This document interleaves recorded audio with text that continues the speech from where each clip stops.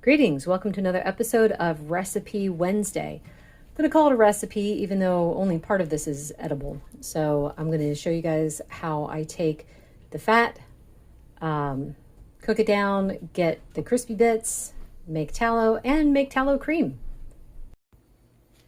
I have got about a little over 1.5 pounds of beef fat. Now, I had to ask the guy at the butcher counter at my local store to see if he would start saving it for me. And he didn't really have a way to charge me for it. So that's why it says, beef, kidney, suet. This is not actually from the kidneys. This is from just a regular meat. So what I'm going to do is slice it really thin, and then I'll show you what's next. So round one, this is going to go in a 400-degree oven. It's going to shrink up a whole lot, just like bacon does. And in the meantime, I'll still be cutting up the rest of the meat. As it shrinks, I'm going to keep adding, I said meat, sorry, fat. As it shrinks, I'm going to keep adding to it. Now, you could do this stovetop in a frying pan. I just don't like messing with that kind of mess. So I'm going to put it in for 15 minutes, take it out, and then I'll show you what's next. Yeah, baby. So most of these little pieces are done. I'm going to remove these. I'm going to put them on a paper towel. Just a word of warning, these are like candy and you want to pace yourself because it is very easy to overeat them. If you don't have a problem with them, that's fine. I can eat maybe 2 or 3. More than that, I'm going to have a stomach ache. So yeah, some of the lighter pieces I'm going to turn over and leave on here, but you can see there's so much oil in the pan. So what I'm going to do is I'm going to scoop some of that out because otherwise this next batch that I add is going to just fill it up. Did I already say I added salt? I don't remember. Anyway, I add salt to the meat, or fat. It's not meat. I like to add salt before putting it in just because, yeah, that just makes it taste even better. So anyway, just going to keep cycling through until all of the fat is completely cooked. A portion of this I'm going to strain through a coffee filter, and that's what I'm going to use to make my tallow cream, but more about that later. So everything has had time to cool. Here is my strained fat. Just know you have to change the filter a couple times because after a while you can't get anything else through it. I think you could probably use cheesecloth for it, but that's such a weird idea to me to use something that I don't know. How would I wash it? Would the grease ever come back out? I just can't. So anyway, this is the unstrained tallow. So this is I'll show you in a minute what I'm going to do with this. But this stuff here needs to be deodorized. So let me get that ready and I'll tell you what we need to do. So that was not quite a cup of the strained tallow. I'm going to pour some water in. I haven't done this enough times to have a set amount. I just pour it in. And 2 teaspoons of baking soda. And I'm going to turn it on medium-high just to get it boiling. The goal is to cook it until it doesn't smell like meat anymore. Now, I mean, you don't have to do this step. If you don't mind smelling like meat, go ahead and use it straight up like this. But I was doing that. The first batch I made, I added a few drops of the lemon essential oil to it, and it smelled like lemon beef. And it's like, well, that's not real different from how I smell most of the time. Anyway, I smell like beef. So it wasn't that big of a deal, but I had wondered if there was a way to get rid of at least some of the beef smell. So in the research that I did, they said that if you use beef from the organs, take 2. If you use fat from the organs, so fat from off of the kidneys, I guess, or the liver, I don't know, any of the organs, it smells more strongly. This, however, is off of the muscle. So I guess that's why I had more success with it. They had said that even if you try to deodorize the other stuff, it will still have a smell. This, I don't really smell it. The stuff that I added the lemon essential oil to, It actually smells like frosting now. I don't know how that happened, but yeah, so when I put it on, I smell a bit like frosting. And I'm okay with that. Doesn't make me want to eat it or anything. So you want to keep stirring it because I think what's happening, don't quote me on this, but I think what's happening is as the baking soda goes through the fat, it's picking up the odor. I don't know. I just know it works. So therefore, that's what I'm going to do. I also had added some salt to it last time, so I'm going to do that this time. No set amount, I just sprinkle it in.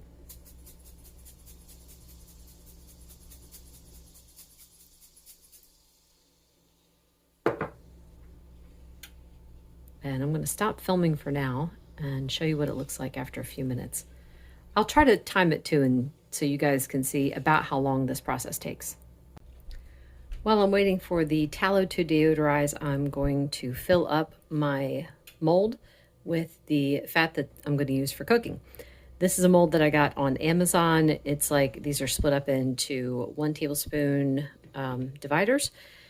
I was measuring it out earlier to see this is just like a stick of butter. So each thing is about ½ cup. And I'm going to stir it before I start to pour it because all of the brown bits drop to the bottom, and those brown bits are flavor and salt. So I want them to be as evenly dispersed as possible.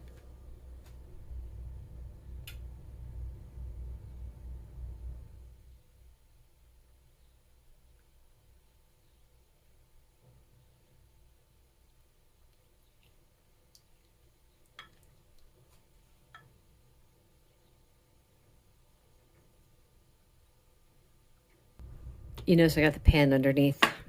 That's why. If you try to pick this up, it spills. Anyway, I'm so good at this. Oh my word. All right. This is going to go in the fridge to firm up. Actually, I would stick it straight in the freezer, but the problem is this pan won't fit in the freezer. So I have to stick it in the fridge first. Then I can remove this from the pan and stick it in the freezer until it's completely firm, and then I pop them out and wrap them. And it comes with a lid.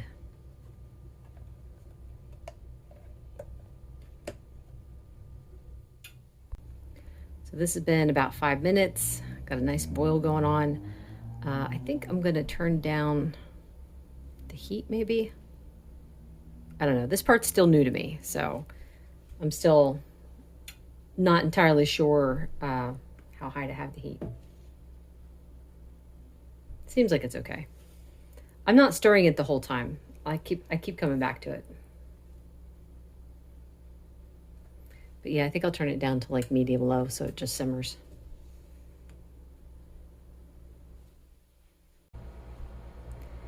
It's been about 10 minutes and I can still smell that it smells a bit beefy. So I did turn it down, and you could see my stove just kind of stopped boiling. So I'm going to turn it back up again. I'm not looking to boil the water out of it. That is not the goal here. I am just trying to boil the smell out of it. So what I'm going to start doing though, pretty soon, if I can't really smell it very much anymore, as it's like in the steam, I can smell it. But if I can't smell it anymore, what I'll do is I'll take a spoon and I'll smell it and see. Eventually what it'll start to smell like is more a bit like a salt water, or like you can actually smell the baking soda a bit. So that's the point I'm waiting to get to. I added some more water to it because I don't want the water to boil out before it has finished deodorizing. It's getting there. Like I could smell it's starting to change a bit, but we're not there yet. So I don't want to lose my water before it's finished. So at this point, it's been about 20 minutes.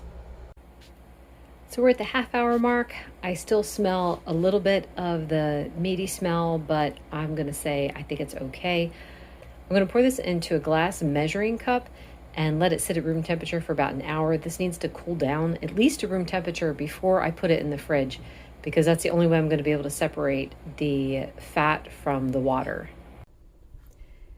Here we are 2 days later, because I could not get to it. I couldn't finish it up the other day, and I also wasn't able to get to it yesterday. So this is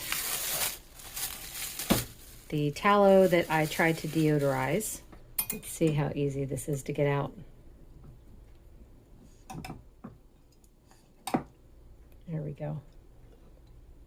So you can see it separated from the water, but it's got this coating here, which I think is all of the baking soda. I'm gonna scrape all that off. And actually I'm gonna use a paper towel to wipe it.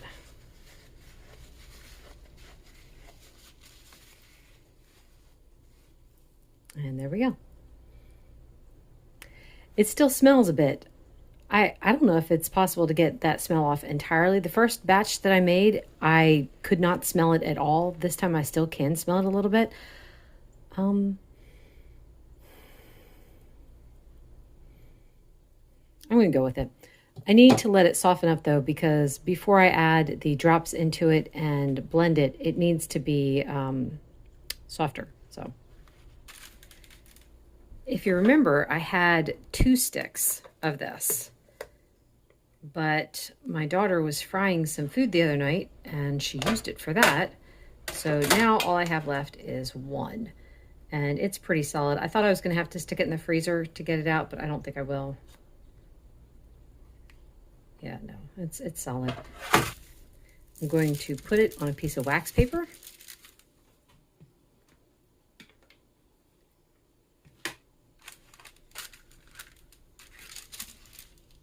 See all the brown stuff there? That's all flavor and salt. So.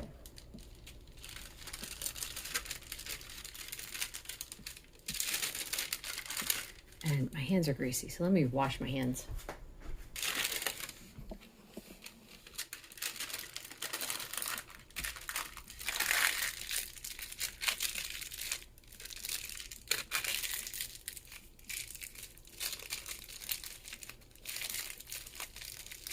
And et voila. Now I've got a stick of tallow. I'm going to use this for cooking. Now you don't have to do the deodorizing step if you're worried about the smell or anything like that. Don't use it for that. I wanted to use it for that because it's kind of like an experiment. You could just use it all for cooking if you want. I also sometimes will give some of this away to my sister-in-law. If I have like an abundance, I'll give her some too, because I like to share. So anyway, as soon as the fat is softened enough for the scent, I'll show you what the next step is there. I don't keep the tallow at room temperature like you would with butter. I mean, you guys could if you want to. It does definitely get soft again, just like butter does. I just like to keep it in the fridge because I don't need it to be soft. It's going into a pan to get hot and melted anyway. So that's it. This is nice and soft now. So I'm going to beat it up.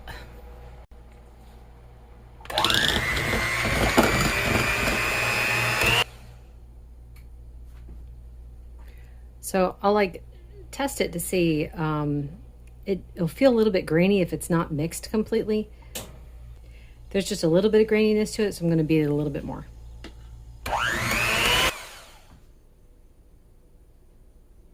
That feels better.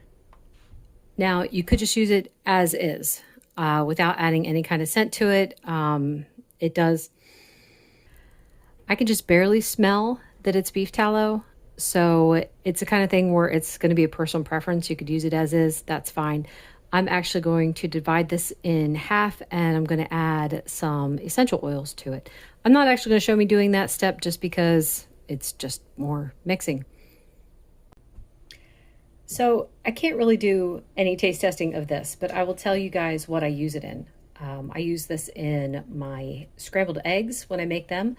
I will use it when I reheat my steak. Actually, I use this anytime I would use oil. And the interesting thing is, while I said that, you know, the brown is flavor, it's not this massive punch in the face flavor like you get when you're using, say, like bacon grease. Bacon grease, you can taste that you used bacon grease in something. You cannot really taste that it's like beef that you used when you use this. So, yeah, my daughter used it to fry some pork the other day.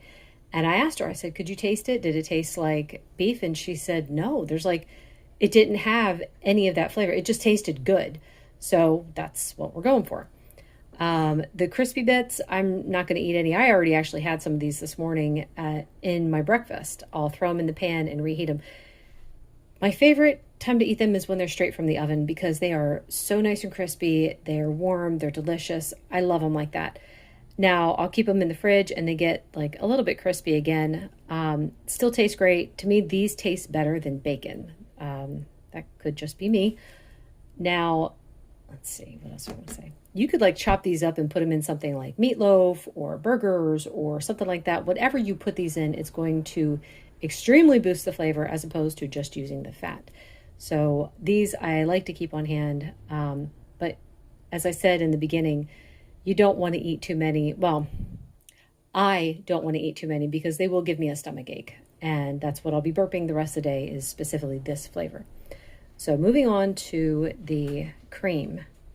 So I've been using this cream for about a week now. I mean, not specifically this batch. I made a batch last week. I put some lemon essential oil in it. And what I do is I have some that I keep in the fridge and then some I'll keep on the counter and I'll use it and then I'll just keep refilling as I go.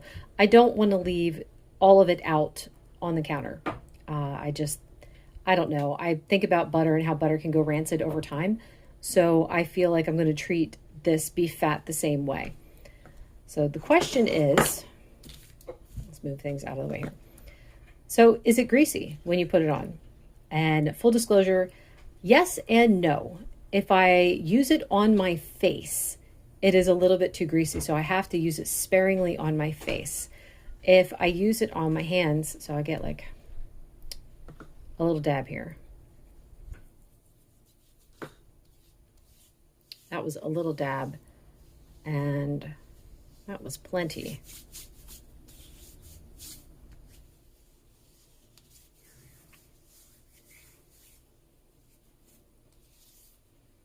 So, I mean, it soaks in really well.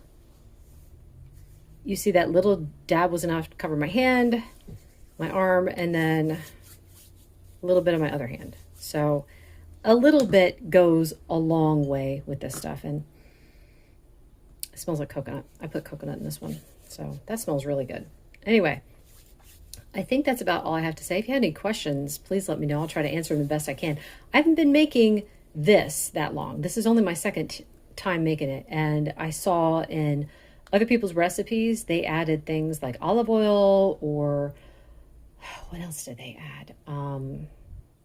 Avocado oil. And I'm not sure why they did that because to me that just would make it more oily and not as creamy at room temperature. So anyway, I will say it was kind of funny because the lemon stuff that I use, that actually smells like frosting now. It's been sitting on my bathroom counter for a week. I keep it covered. I keep it in these little containers like this. And it actually smells like frosting. So as I'm rubbing it on, I'm like, frosting. Anyway, that is it. Thank you so much for watching. Bye.